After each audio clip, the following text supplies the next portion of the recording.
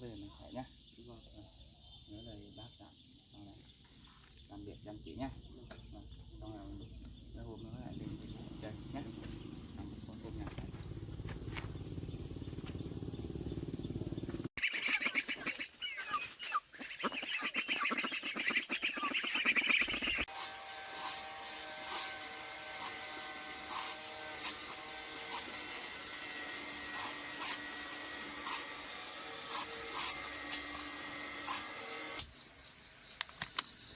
Con ơi, đấy con nhặt ít rau rang về một tí luộc ăn. Đi. Toàn làm cho ngon.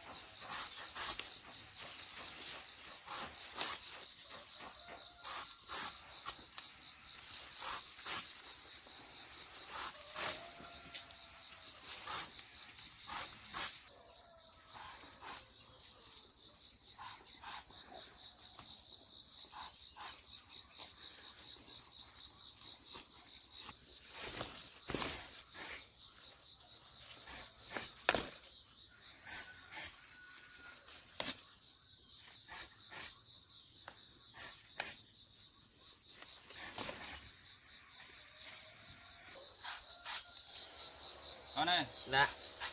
Thế sáng hôm nay con đi về, thế sáng con gọi xe ôm à? Con gọi rồi bố ạ. Gọi về đến cái chỗ hôm trước con chờ đấy á. Vâng. Thế con cứ hái rau xong là tí bố chăn vịt, chăn ếch, chăn cá xong là làm cơm ăn, xong là bố đưa sang bên đấy đón. Vâng.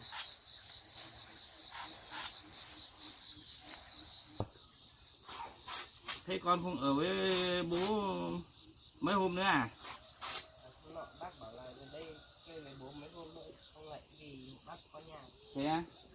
Bác là bảo lên với bố mấy hôm nữa á? Xong lại về đi coi nhà cho bác. Vâng. Thế công thì không về thì ở đây chơi với bố thời gian không về.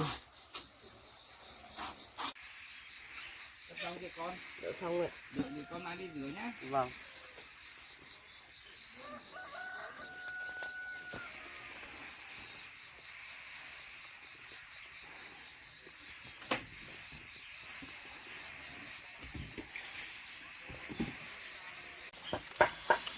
Bố định xin mình ở đây ở thêm mấy hôm nữa, nhưng mà bác bảo lên đây chơi với bố mấy hôm nữa, lại về có nhà cho bác.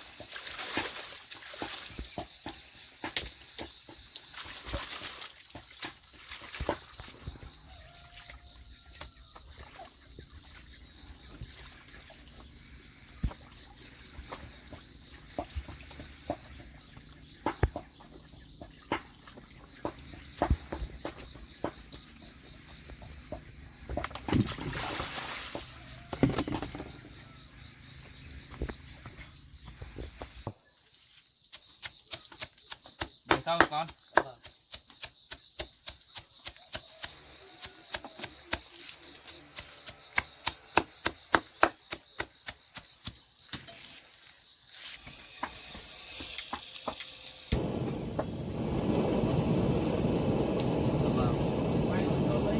Vâng.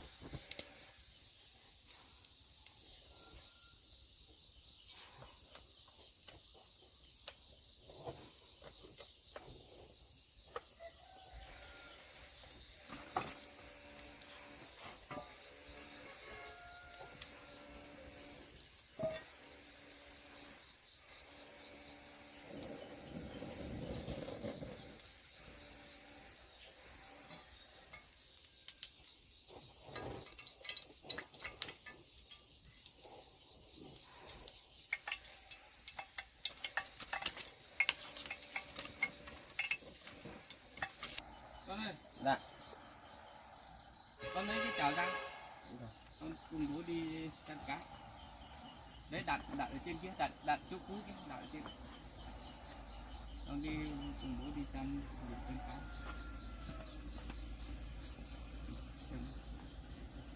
Cầm một chút. Cháo thì không nó buộc con cùng.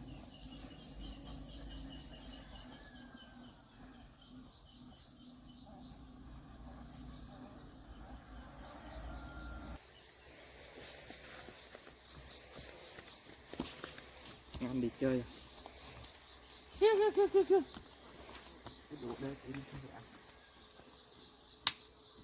Con đi chơi đi ăn.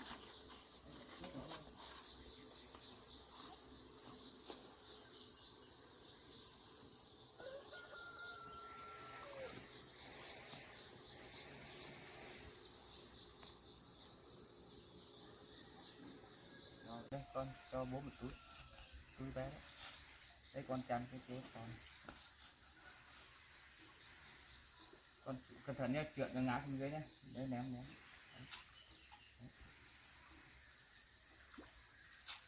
Có 2 con là bị ấy rồi, lâu là bị một vài con.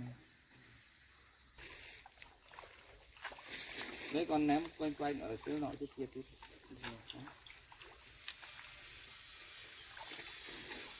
Đấy nó ăn. Có 2 con là bị ốm. Coi thấy 2 con kia đi. Đấy, con kia là bị ốm. Lâu nó bị. Đấy con ném vào đấy khu đấy xem nào. Ném vào chỗ chết kia xem mấy con kia nó ở trong cái chui ra. Đấy, bên trong kia vẫn còn. Ném vào ném nhiều một tí. Đấy có phần nó ở trong bèo ấy. Tí nó mới ra. Lâu lại có như thế này này.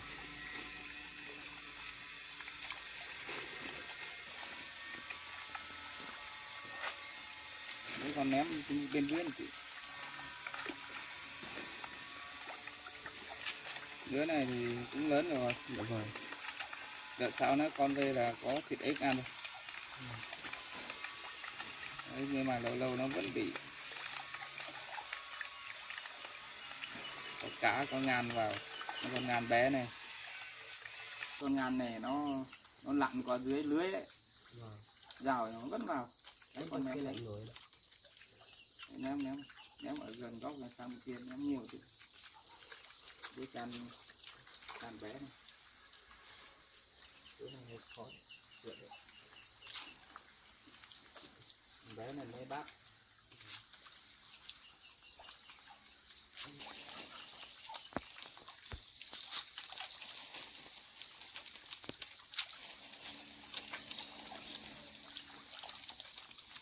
Thật đàn đó.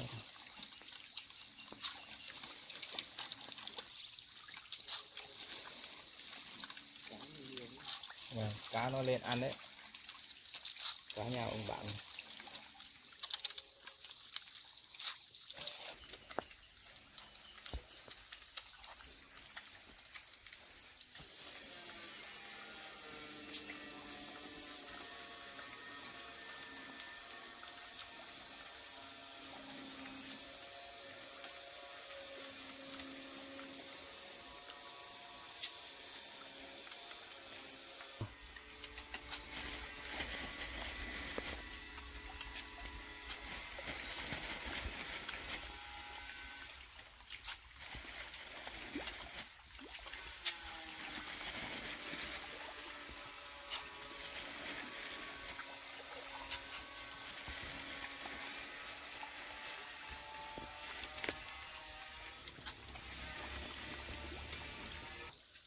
Con này con cứ quái hết, quái cắm. Sau là con kéo cái lưới kia lên. Yeah.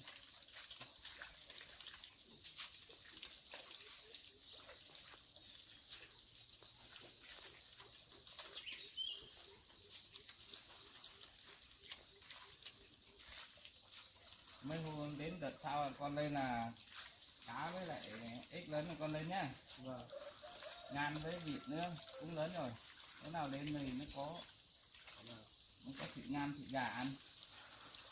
Cái này là chưa lớn.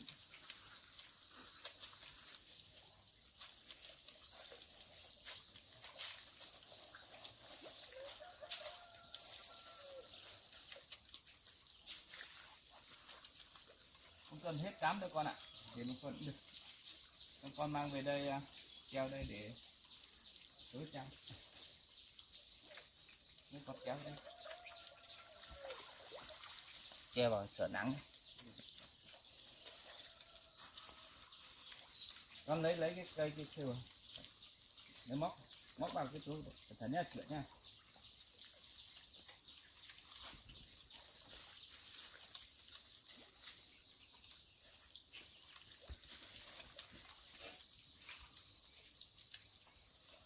Rồi con lấy cái cây dài để chuẩn bị.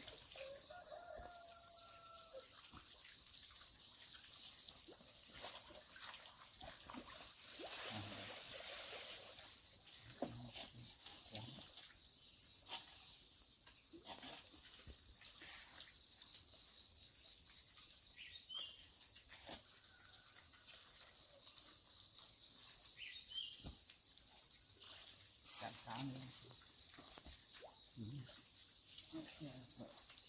Chiều nó nắng, chiều nó nắng.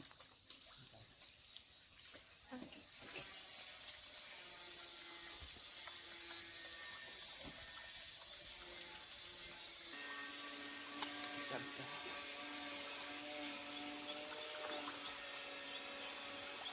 Nhưng mà nó chưa tới.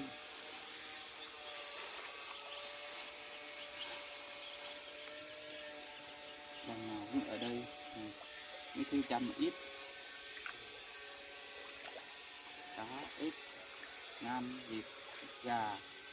Nào nữa bố con chăn lấy ra về nhiều.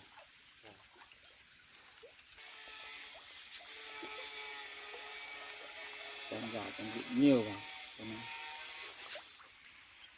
lúc nào mình vừa mổ ăn mà vừa nhiều ăn không hết mình mang đi bán. Đấy cá này bây giờ lớn rồi đấy. Nhiều ăn khỏe rồi. Vâng. Thế.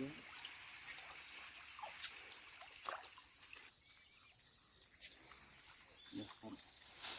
Bây giờ mình bán cá nó cơm ăn xong rồi. Còn nó được đưa bố mới được đưa con đi.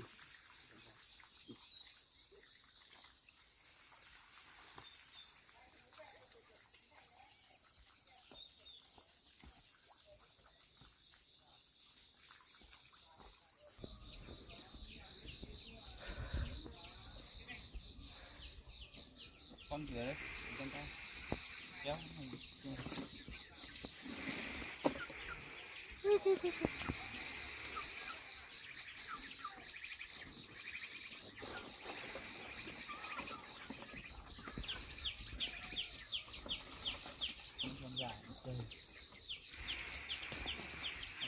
thôi.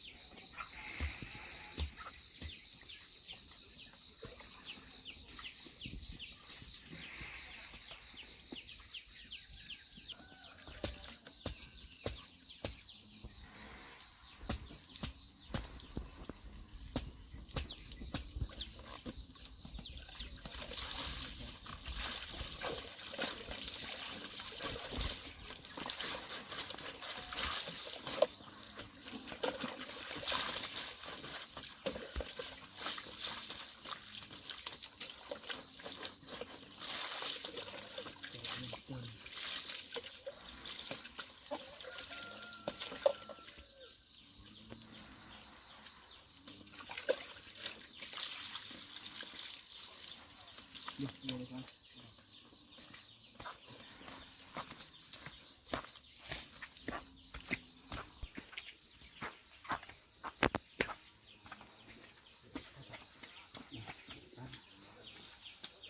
Nó đây con dàn cá thôi.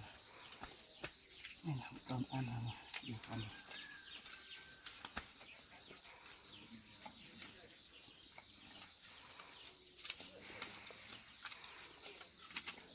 Lấy cái khổ coi đây.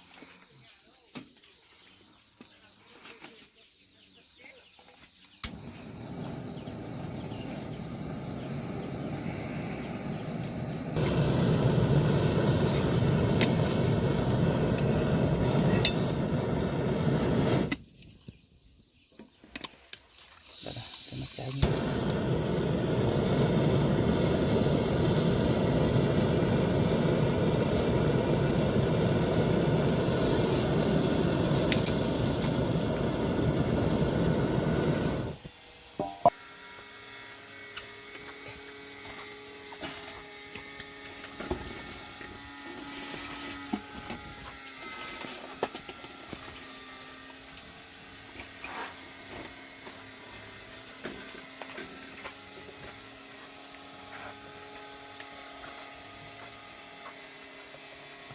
con đuổi con.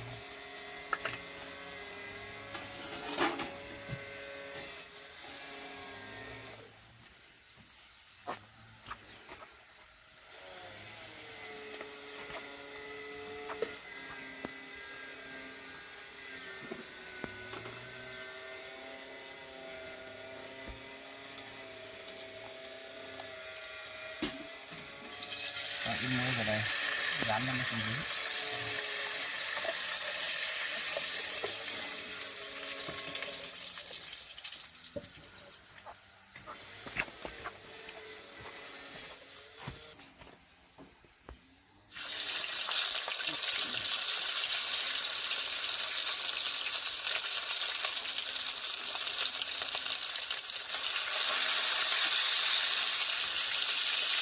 Nó tiếp rồi nhỉ. Rồi.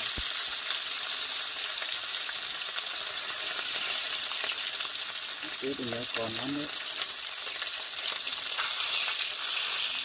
Vậy sao lên còn lại vào chơi nhỉ, với bố đi nhỉ. Đúng rồi.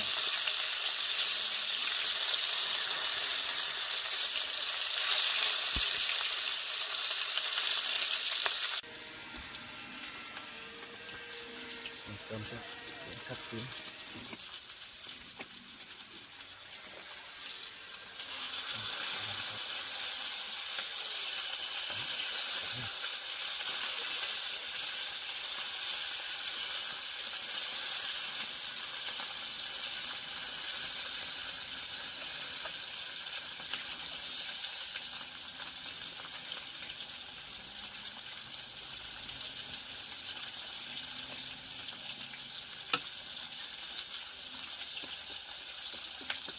này con về bố lại buồn rồi.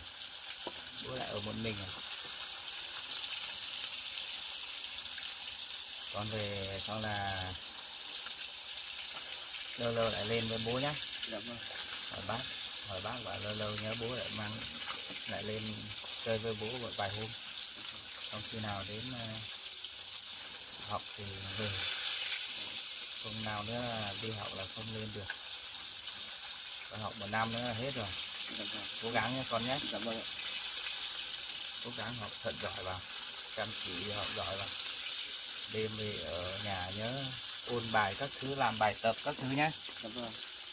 Xong là giờ nghỉ, giờ nào học ngồi lâu thì mình lại làm việc nhà giúp bác.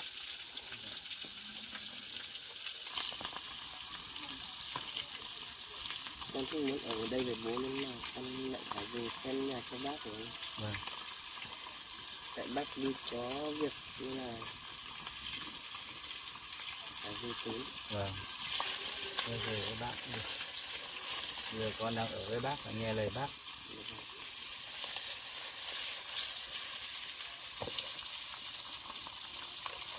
Cố gắng học giỏi vào, nghe bác vào, giúp bác làm việc, không là giúp bác có nhà, bác bảo gì mình làm đấy nhé. Chín rồi.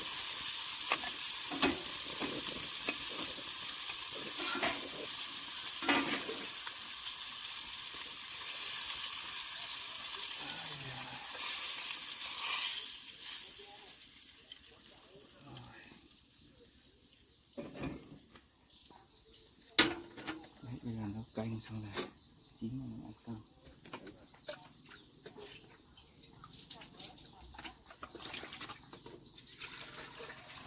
Đưa con ra kia ngồi đi.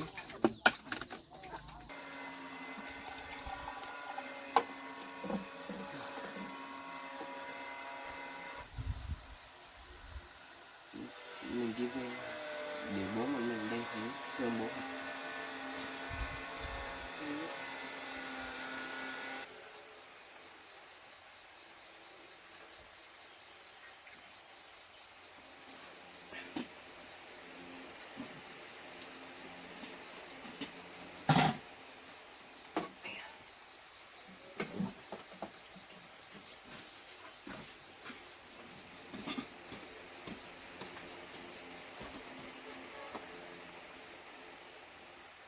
Chín hết rồi con.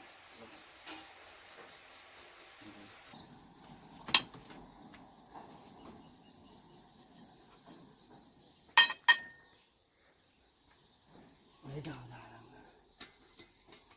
cơm ăn là được.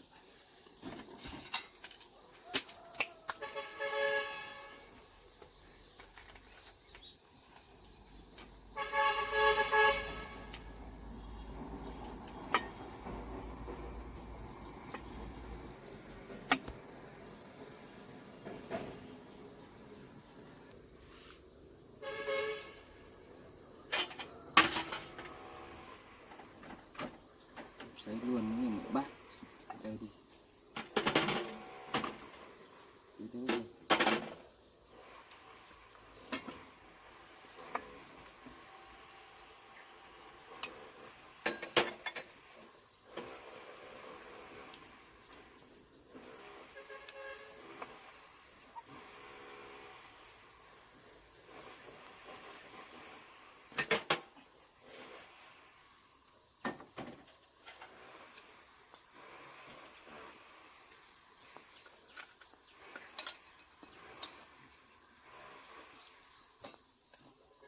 Món rau này bố thích ăn lắm.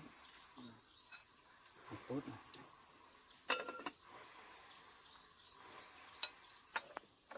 Rau rang. Ăn tốt cho đường ruột.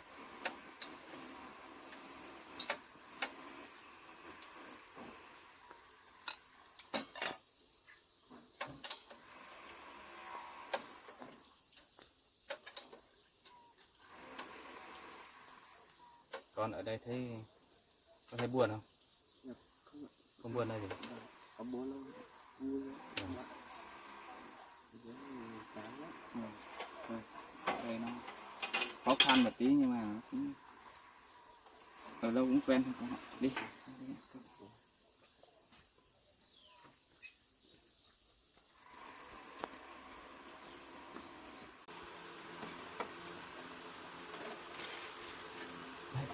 Nó cho bố con nhá.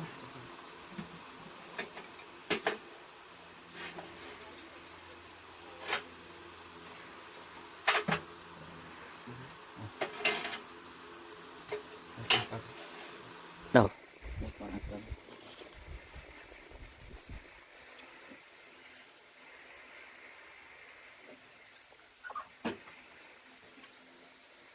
Cơm con này.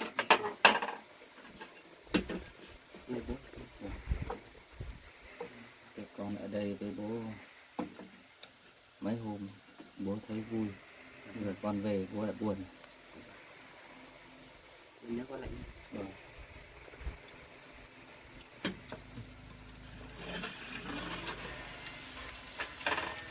Đã làm ngon lắm, bố thích ăn rau lắm. Một mình bố ăn hết một bát, ăn rau nhiều nó mới tốt. Cơm mà bố cũng ăn ít ít à. Bố ăn rau.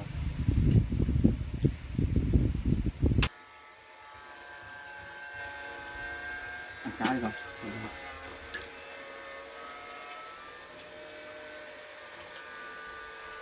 Rồi sao con đi mà bố con mình lại đi xuống chỗ nhà bác Tuyết nhỉ? Đúng rồi. Con đi ra bác Tuyết bảo từ nào về đây thì lại với bố xuống. À, dạ. Còn bác Tuyết ở đây một mình thấy buồn lắm. Có bác bà ấy ở đấy cùng thì còn vui chứ. Nếu bác ấy đi về việc là con trai ấy thì một mình bác Tuyết khác ở. Lúc nào con lên gà to mình lấy bắt một con gà trên lấy mổ ăn nhỉ. Gà là ngàn đấy. Ếch nữa. Nào ếch to, cá to mình mang xuống chỗ bác Tuyết mổ ăn. Không là bố con mình chắc ăn cũng không vui đâu. Hoặc là mình mổ về đây, mổ đây không bảo bác Tuyết lên. Giờ mình nghĩ, bố nghĩ chắc bác Tuyết không lên đây, chỉ mang xuống nhà bác Tuyết thôi.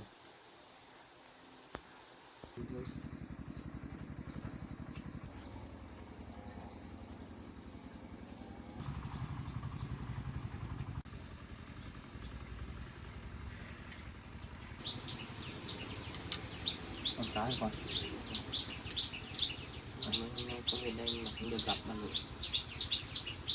Bà nội về quê, chắc không biết bác bà về chưa. Thôi thì đợt này cũng gặp lần sau về bà nội ở nhà có gặp nhé.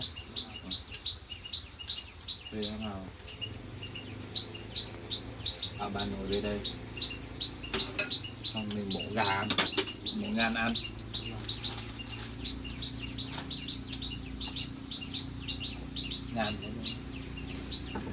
Ngàn với gà đợt sau là ít nữa, đợt sau là con lên là chắc lớn rồi nên mổ ăn với lớn lớn rồi.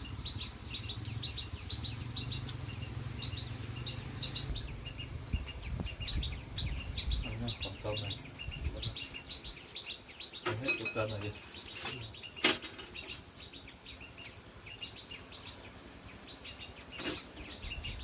Nồi vô vẫn còn đấy, còn Con lo. ăn đi. Nồi kia vẫn còn nhá. Cái tí nữa no rồi.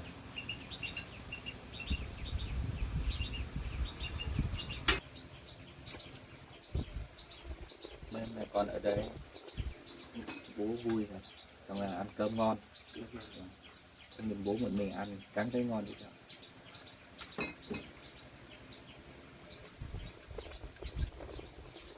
Bố một mình bố ăn qua loa.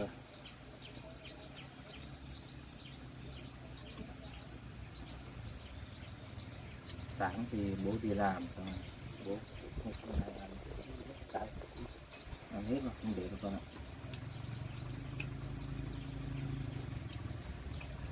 Mình nhớ là không có nhiều con nhện nhưng không được bố. Vâng. Về nhà mấy hôm không là khi nào bảo bác cho lên đây với bố nhé. Bảo bố ở đây bố ở mình sợ bố buồn. Con là lên chơi với bố. Con về con bảo bác ở dưới kia là bố gửi lời đi thăm sức khỏe nhé. Xong là thế cái bác hỏi bố ấy, con cứ bảo là bố bây giờ cũng ở nhà bình thường thôi, và thế bố bây giờ lại làm cán bộ thôn với lại làm trang trại đấy, nuôi cá nuôi ếch nuôi gà mà cũng nuôi ít ít thôi. Khi nào mà bố ở ổn định rồi bố mới nuôi thêm nhiều, làm dần thôi. Xong là bảo các bác lúc nào đợt sau con lên đấy con bảo bác con đưa con về để chơi với bố nhé. Để chơi với bố thì bố bác gà đã ngàn mộ nhá. Quả thịt có thịt cá ăn hết còn không để đây. Đây ăn hết.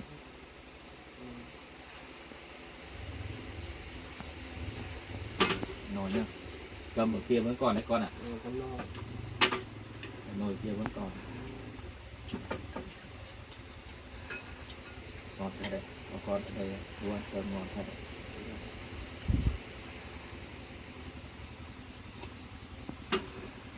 Về con không phải nghĩ gì cho bố đâu nhá.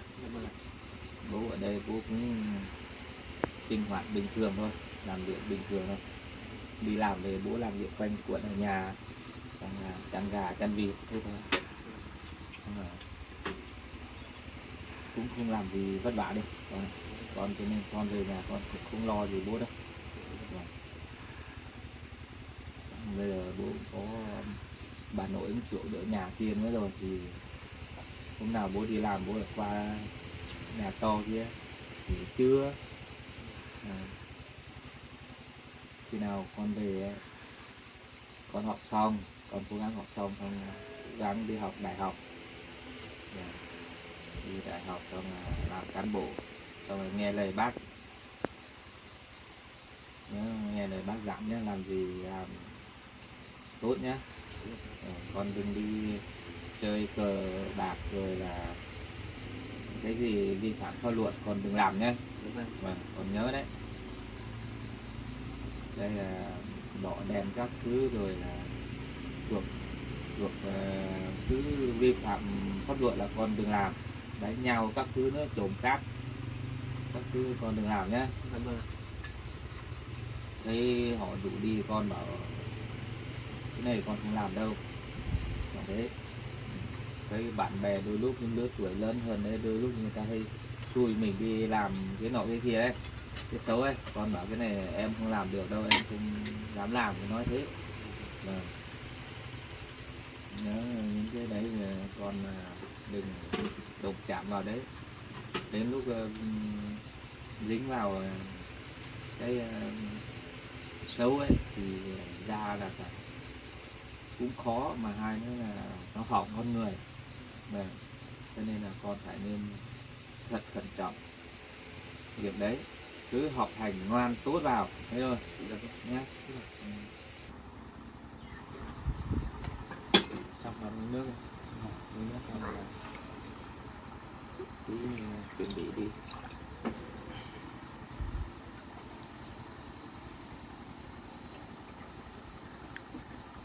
Cầm bát đũa ở đây tí bố khắc rửa rồi.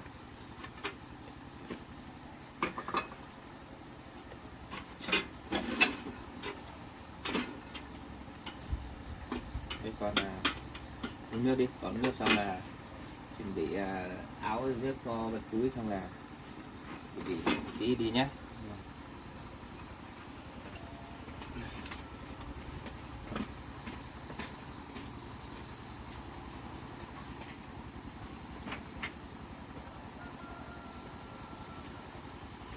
Con cho hết áo vào đấy chưa?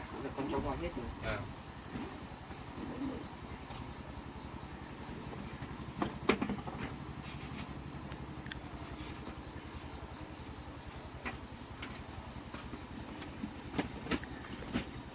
nước chứ. Nước.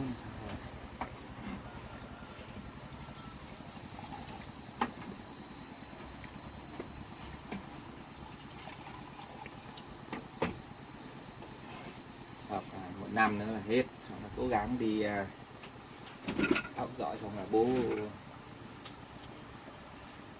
đầu tư cho con đi học. Đi học đại học ra sau này làm cán bộ nhá.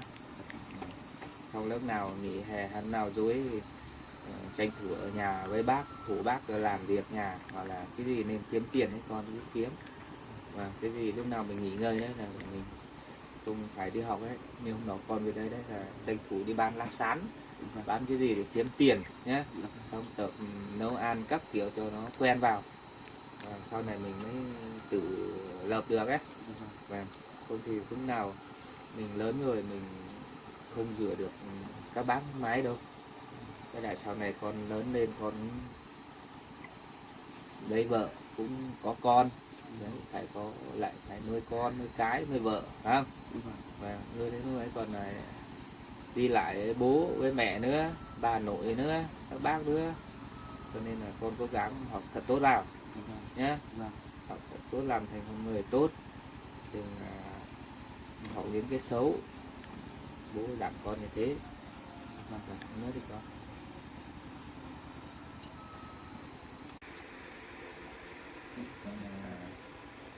Bố cũng chỉ dặn con thế thôi, và con khắc nhớ lấy nhé. Lớn rồi con cứ biết là ai dụ những làm những cái gì xấu con đừng đi, đừng làm thì được rồi. Con là bố cho con ít tiền để con đi mua sắm nhé.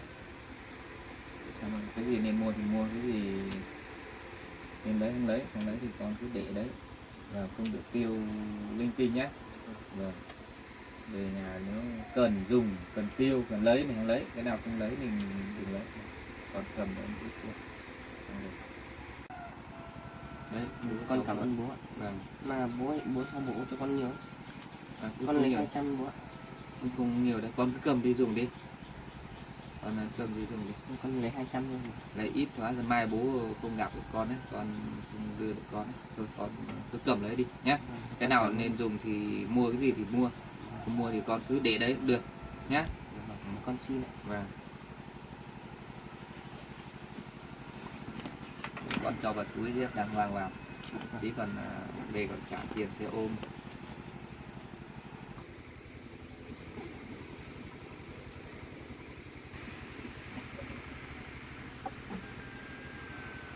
Con để cẩn thận vào. Đi xe đi viết cho nhà con nhớ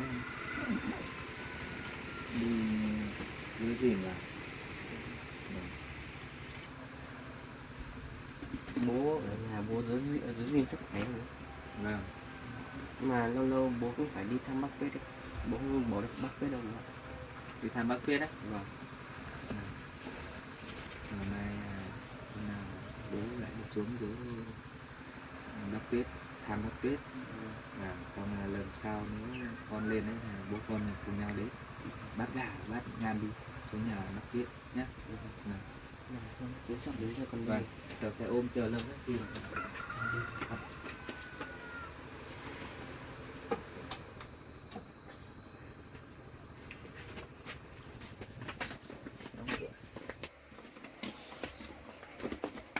Đi qua bên kia đóng cửa bên kia. Con ra đấy bố đóng cửa.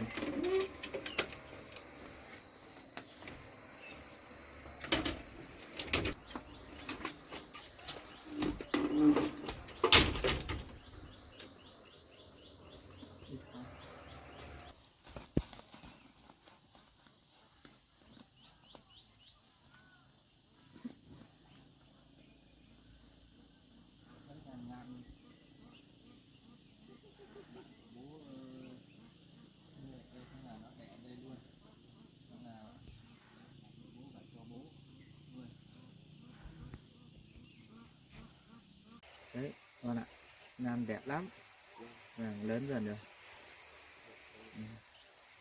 Tại sao con lên thì thoải mái, ngan vịt cá ếch rồi là thoải mái mùa ăn rồi.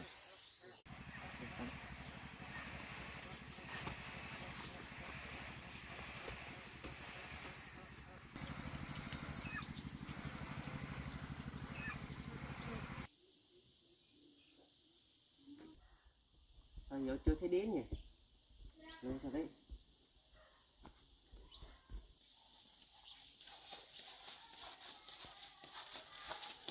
Ủa.